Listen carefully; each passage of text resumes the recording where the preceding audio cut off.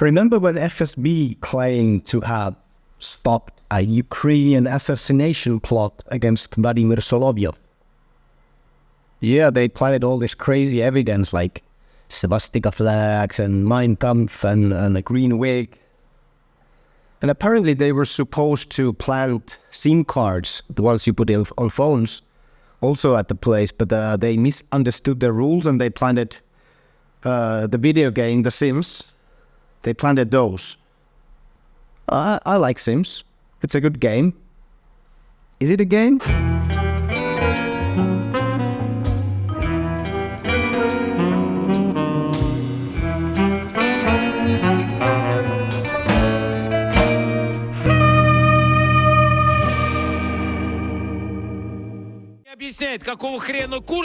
In today's Kremlin Files, we'll introduce a Russian TV star and one of the country's main propagandists, Vladimir Solovyov. He is best known for his aggressive rhetoric against the West. Зачем мы ждем контрнаступления? Использовать тактическое ядерное оружие. And for saying whatever the Kremlin wants him to say. From the second grade onward, Vladimir attended the elite special school number 27, where the children and grandchildren of high-ranking Soviet officials, diplomats, and other notable figures studied. After finishing school, Vladimir Solovyov enrolled at the Moscow Institute of Steel and Alloys in 1980. During his time at the institute, he studied alongside Putin's master propagandist Vladimir Surkov. During the 90s, Solovyov worked as a lecturer in the United States. Then in 1999, he finally found his calling when he started working as a presenter on TV talk shows. Slowly but surely, he's become Russia's propagandist #1, and his genocidal rants are known around the world. Ну да, мы хорошо. Мы вот такой русский медведь. Да и пошли все нахрен. Solovyov's primary mission is to get Russians riled up about the war and the brutal Ukrainians. For this, he uses a powerful strategy. He's one of the few people who is allowed to criticize the Russian leadership, of course excluding Vladimir Putin. His propaganda is mimicking the classic Kremlin rhetoric, and he likes to spout about Ukrainian Nazis, Satanists, Banderites, bioweapons, and so on. He's also blamed NATO for waging war against Russia in Ukraine. Эту операцию. Они указывали украинцам, что делать. Они знали, к чему ведут. Именно поэтому еще в сентябре сказали: ройте окопы, что признает украинская власть. Потому что они понимали, что они планируют удар, который втянет Россию в эту войну. И 17 февраля они ее начали. Поэтому необходимо начинать отсчет этой эскалации и начала войны НАТО против России 17 февраля. One of Solovyov's favorite talking point is nuclear weapons, and in the summer of 2022 he declared that I hope we'll live through this. If everything keeps progressing the way that it is, only a couple of mutants in Lake Baikal will survive. The rest will be destroyed in a massive nuclear strike. He's also suggested attacking Berlin, Paris, London and Brussels with long-range cruise missiles. After the attack on the Kerch Bridge, he's also suggested that Russia should attack critical civilian targets such as bridges, dams, railways, thermal power plants and other infrastructure facilities.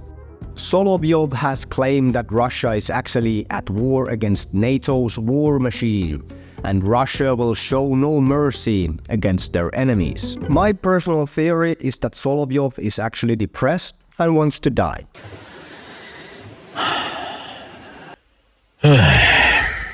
But he's just way too scared to do it alone. I mean, think about it. In January 2023, he said that life is highly overrated and urged Russians not to fear death, saying, "Why be afraid of what is inevitable? We'll go to heaven." Of course, Vova is going straight to hell, but he's just too scared to go there alone.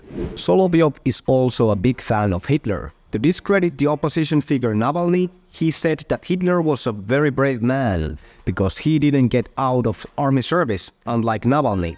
A month after the start of Russia's full-scale invasion in Ukraine, Putin informed that FSB had stopped a plot by evil Ukrainian neo-Nazis to kill Solovyov. As a proof, FSB released a video from a flat of these evil Nazis where they found, among other things, a green wig, a portrait of Hitler, a Nazi flag, and 3 cases of video game The Sims. It's assumed that the agents were supposed to find SIM cards, but misunderstood their instructions. Solovyov accused Banderites funded by the West for this assassination attempt. Solovyov has said that the Russian people should not be afraid. There is no danger in war because men are made for war. He then stressed that it is a patriotic obligation of every young Russian male to make a contribution to the war effort. Solovyov's own son, a 21-year-old Danil, apparently failed to hear his father's call as he's been working as a male model in London instead of volunteering to go fight for Russia. Vladimir later addressed the accusation, claiming that Danil is in Moscow living a difficult life of an average young person. After this, he brought up his own trips to the front lines, where he films propaganda videos for his shows. Против нас 50 стран, которых объединяет одно. As if visiting the troops was the same as fighting and dying alongside them. It is not known if any of his other 8 children have participated in the special military operation. Probably not. I think it's safe to say they haven't. It's not like Vova has always been like this. He's just a cheap propagandist who will say whatever his masters want him to say.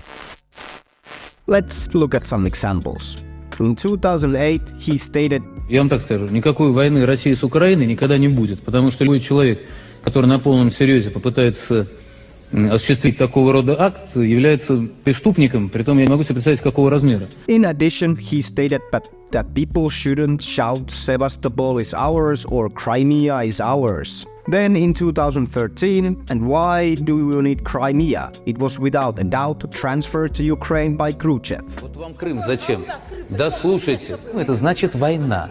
Вы хотите воевать с Украиной? Сколько украинских и русских жизней вы готовы положить на то, чтобы захватить Крым? Then suddenly in 2014, he completely changed his mind. We were bringing this day as close as we could. Crimea and Sevastopol are again a part of Russia. Historical justice has triumphed. One could publish a book on all the silly statements done by Solovyov, but until then we'll give you a few more examples. He has stated that the British were responsible for the mass killing of civilians in Bucha because the name of the city is similar with the English word butcher, the word used by President Biden to describe Putin. You know, you're dealing every day with Vladimir Putin. I mean, look at what he's done to these people. What does it make you think? He's a butcher.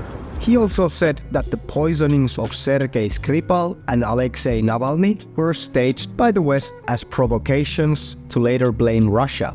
While interviewing Western people, Vova has a tendency to choose the absolutely craziest and problematic people. So far, he's interviewed people like twice convicted sex criminal and professional indecent exposure, Scott Ritter, Scott Ritter Jr. and master conspiracy theorist and frog rights advocate Alex Jones. Common topics include the decadence of the West, which European cities should be nuked, and how the water is turning frogs gay. I don't like them putting chemicals in the water that turn the friggin' frogs gay. It's probably a crackhead. In February of 2022, Italian authorities seized Solovyov's $8 million villa on Lake Como. Few months later, activists painted the villa swimming pool with red paint. The residence was also set on fire and was heavily damaged as a result. As a Russian traditionist, Solovyov has been married 3 times. Last year, Navalny's anti-corruption foundation also exposed that Vladimir has a secret family and 2 children born in the US. His mistress is a Russian basketball player, Svetlana Abrosimova, who surprisingly owns an elite villa worth $6.2 million in Sochi. Her neighbors include the wife of General Sergei Surovikin, son of Russia's Security Council Secretary Nikolai Patrushev, and former FSB employee Sergei Shishkin. this hasn't stopped her from supporting Russia's invasion of Ukraine and participating in pro-Kremlin propaganda events. To conclude, Vladimir Solovyov is a cheap and corrupt propagandist who is willing to say whatever his masters want him to say in order to get his paycheck. He'll probably keep on threatening Western democracies and supporting Russia's genocidal war in Ukraine while trying to keep his family and friends from actually participating in it.